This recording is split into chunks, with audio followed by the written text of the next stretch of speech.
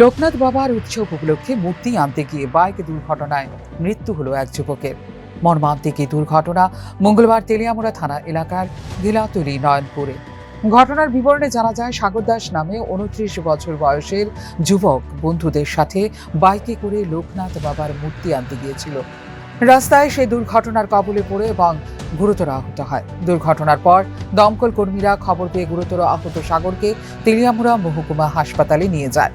সেখানে কর্তব্যরত চিকিৎসক তাকে মৃত বলে ঘোষণা করে।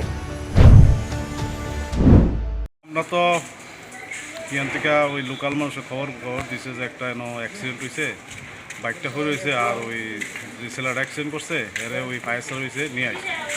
তখন আমি স্পটে গেছি, স্টাফ লইয়া গিয়া বাইকটা উড়াইয়া থানাতে নিয়ে আসি। থানাতে নিয়ে লগে সঙ্গে হসপিটাল আইসি।